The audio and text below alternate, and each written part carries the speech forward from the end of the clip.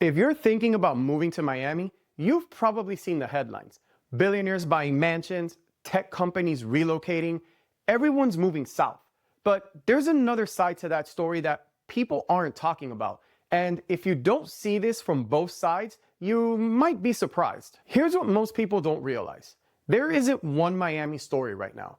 There are two. And they're moving in completely opposite directions. On one side, you've got money pouring in, new residents, new companies, real demand in the neighborhoods that were already established. That side of the market is holding. On the other side, longtime residents are packing up, not because they want to, but because the monthly numbers just don't add up anymore. They're not leaving Florida, they're just leaving the county. And the population didn't shrink.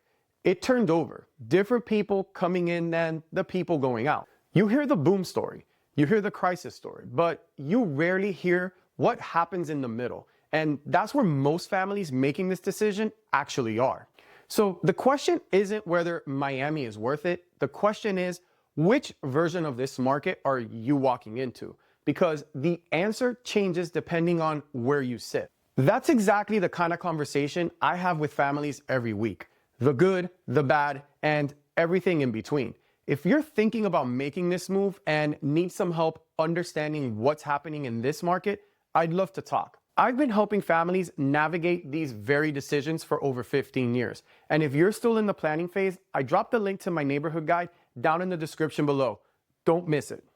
Now, let's break this down. So let's talk about what's actually going on in this market right now, because the numbers tell a story that's hard to ignore. If you've been following this market at all, you've probably seen this number. Miami-Dade County lost 67,000 residents last year alone.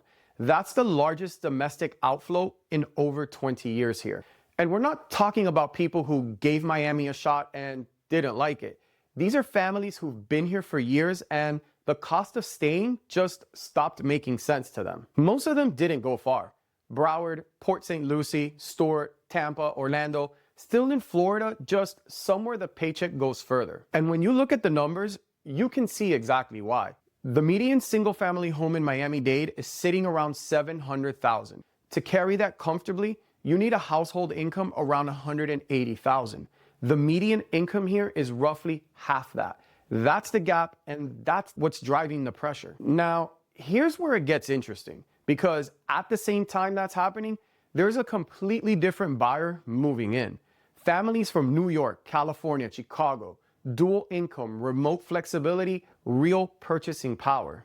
And the neighborhoods they're targeting, Coral Gables, Coconut Grove, Pinecrest, Morningside, aren't feeling the same pressure. Inventory is tight, demand is steady, and prices have held. So the pressure and the demand are happening at the same time in the same county. And depending on where you fall, your experience of Miami is going to look completely different. And for the families watching this who are in that relocation window, this is where it gets real. Because what looks like a clean search on Zillow turns into trade-offs once you get here. The house needs a new roof before it's insurable. The commute from the neighborhood you love changes your whole routine.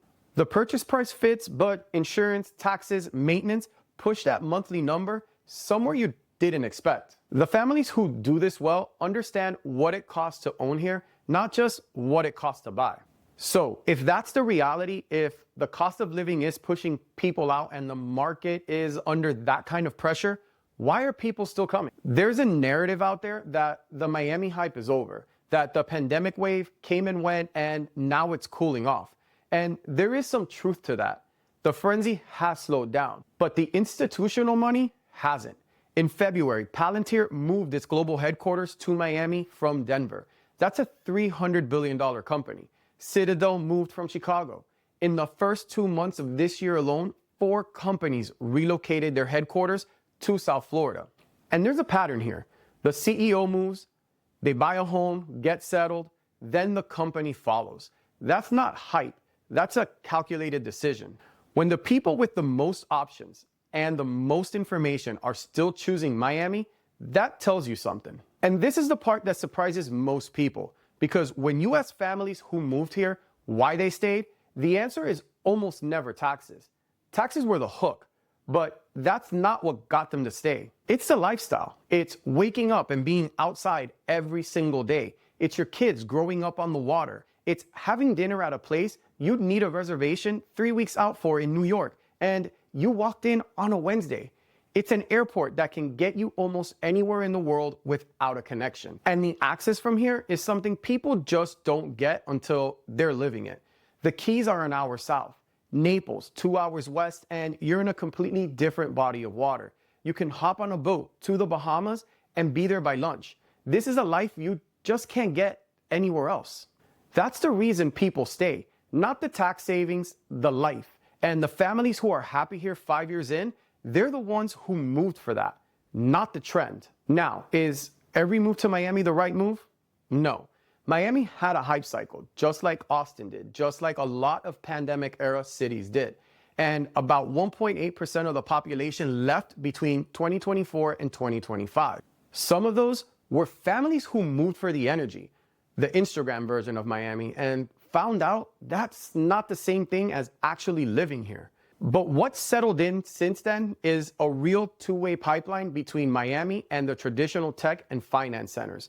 People are still coming, but the reasons are different now. The wave is over. What's here is the foundation. So we've talked about what's happening now. Let's talk about where this is going. Because if you're making a move like this, you're not just buying into today's market. You're buying into what this city looks like 5 or 10 years from now.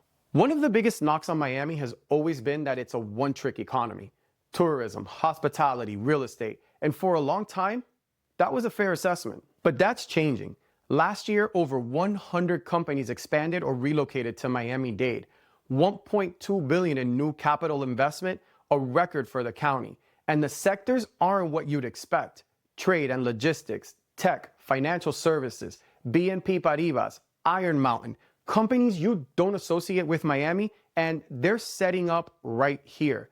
The average salary on those new jobs, $86,000. That's not hospitality money. That's a different kind of employer moving in. And that matters because the long-term health of any real estate market, it's tied to the jobs underneath it. And you can see it in what's going up. This isn't 2021 where everything was speculative condos and quick flips. What's being built now is different. Brickell keeps going vertical, but it's not just residential anymore. It's restaurants, fitness, paddle courts, social spaces, and a unit at the new Mandarin Oriental Residences just sold for $50 million. It's becoming a self-contained luxury lifestyle hub. Coral Gables is adding new mixed-use and residential projects, but doing it within its architectural identity. That's not easy, and that's why it holds value. And then there's the Miami River.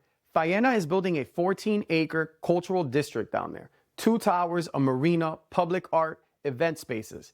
That's a neighborhood being created from scratch. Across the city, 50 to 70% of luxury transactions are closing in cash.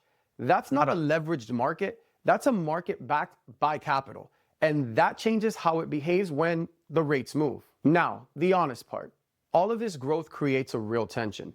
Because if the only thing being built is luxury products, you end up with a city that works for one group and pushes out everyone else. And we already talked about what that looks like here. But there are signs that's being addressed. Alapata has a growing workforce housing pipeline. Developers downtown are converting older office buildings into residential. It's early, it's not enough, but the market is starting to build for more than just one buyer. That's the trajectory. Not perfect, but moving. And for families evaluating this market right now, the question isn't just what Miami is today, it's what will it be tomorrow? So is Miami worth it? Well, it depends on which Miami you're talking about. This market isn't one story, it's two, and both of them are true at the same time. The opportunity is real, but so is the pressure.